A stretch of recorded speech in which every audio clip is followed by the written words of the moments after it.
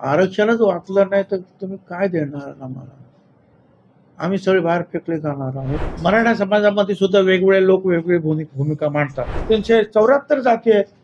त्याच्यामुळे नेतेच नेते आहेत आणि संघटना कायदा हातात घेऊन आंदोलन चालवायचे. आपण जे काही देणार आहोत ओबीसीना, ओबीसीचं आरक्षण वाचलं तर तुम्ही देणार. आरक्षणच वाचलं नाही तर तुम्ही काय देणार आम्हाला? आम्ही सगळे बाहेर फेकले जाणार आहोत. अशी परिस्थिती असेल तर ही जी कमिटी ज्याच्यासाठी आपण निर्माण करतो आहोत, की काही देण्यासाठी, काही विद्यार्थ्यांसाठी, नोकऱ्यांसाठी, शिक्षणासाठी, त्यांच्या इतर काही गोष्टींसाठी, पण ते आरक्षण राहिलं तर पाहिजे. पण बबनराव तायवाडेचे आहेत ते मात्र कुठेतरी म्हणतात की हा शासन निर्णय जो काढण्यात आलेला आहे तो ओबीसीसाठी घातक नाही आहे. लोकांनी तो खरं तर समजून घेतला पाहिजे हा शासन निर्णय.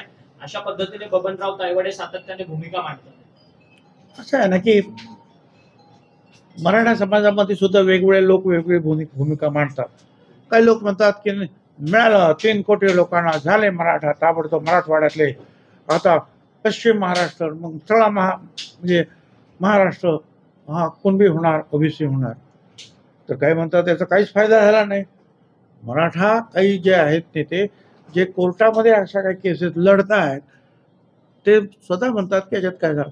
तर हे प्रत्येकाचं जे वेगवेगळं जे आहेत, प्रत्येक जर आपापल्या माहितीप्रमाणे अभ्यासाप्रमाणे तो बोलतो. आणि आमच्या इथं तर 374 जाती आहेत.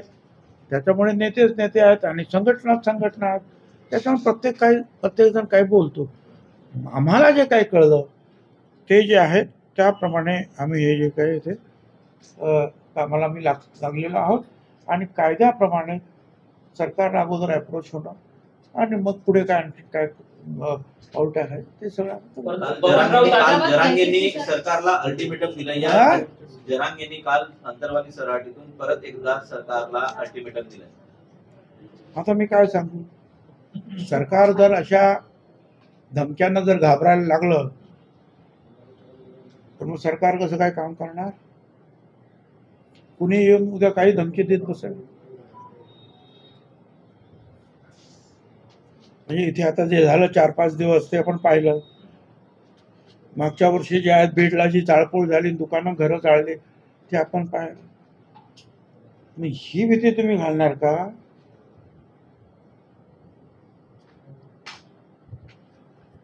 आणि मग इतर सुद्धा मग काय, ही भीती तर कोणाला पण घालता येईल.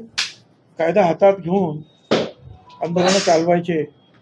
काय मला असं वाटतं सरकार आहे, महाराष्ट्राचं सरकार आहे आणि हे कायद्यानं स्थापन झालेलं, कायद्याप्रमाणे चालणारं सरकार आहे.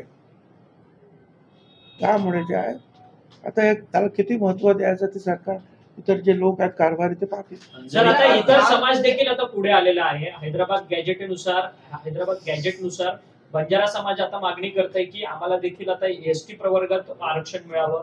काल मंत्री संजय राठोड यांच्या उपस्थितीमध्ये बंजारा समाजातल्या नेत्यांची बैठक सुद्धा झाली.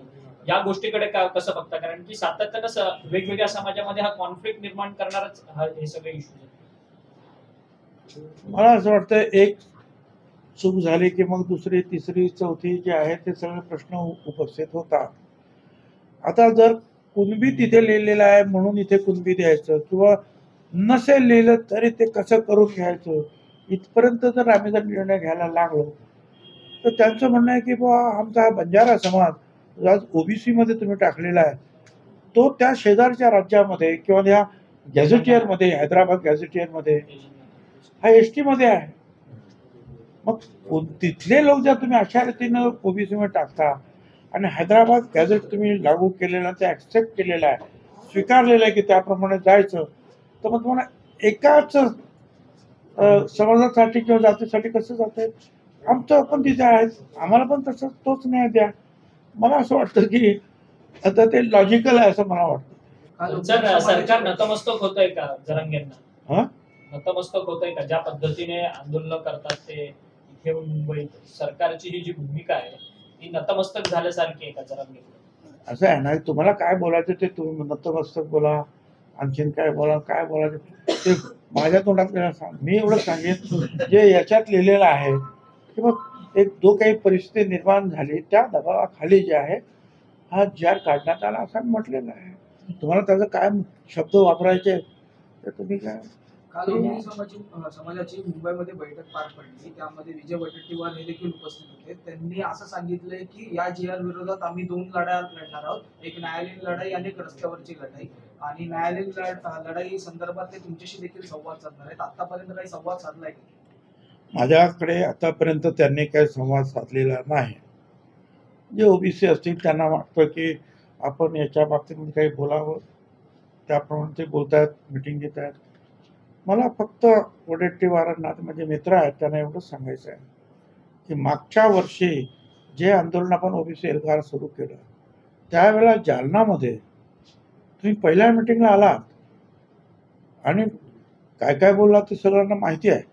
पूर्णपणे जे आहे हा झेंडा घेऊन आता पुढे जायचं वगैरे वगैरे वगैरे सगळं बोलत, फार चांगलं बोललात. पण त्याच्यानंतर 5-7 दुसरे जे आहेत आमच्या रॅलीज झाल्या, येतो म्हणून सांगून सुद्धा त्यांनी टाळलं. स्वाभाविक आहे, मला माहिती आहे की त्यांच्यावर प्रेशर नाही काय त्याच्यावर तिकडे जा त्याच्यावर तिकडे जा, हे मला कल्पना आहे. जे काय कराल ते मग कुठच्याही प्रेशर खाली न येता करा, नाही तर सुरू करायचं आणि मध्येच वरून काही प्रेशर आलं की थांबायचं, असं करू नका. एवढी माझी त्यांना सांगणं आहे. सोशल मीडियाच्या भाऊ गर्दीत विश्वासार्हतेने चकाकणारे नाव म्हणजे लेट्सअप मराठी. सगळ्यांना, सगळ्या नागरिकांना ती स्पीच, ती लेट्सअप वरील मुलाखती म्हणजे विचारांचा खजिना. त्यानंतरच्या निवडणुकीमध्ये मला सोडून गेले. बातम्या केवळ वस्तुस्थिती सांगणाऱ्या, न प्रोपगंडा, फक्त जनतेचा अजेंडा. क्योंकि आने वाला कल जाने वाला है, जाने वाला कल आने वाला है. राजकारण, मनोरंजन असो की क्रीडा क्षेत्र, महाराष्ट्राची स्पंदने संवेदनशीलतेने टिपणारे माध्यम म्हणजे लेट्सअप मराठी. जगासोबत एक पाऊल पुढे राहण्यासाठी लेट्सअपचे ॲप, सोशल मीडिया आणि वेबसाईट सोबत कनेक्टेड रहा.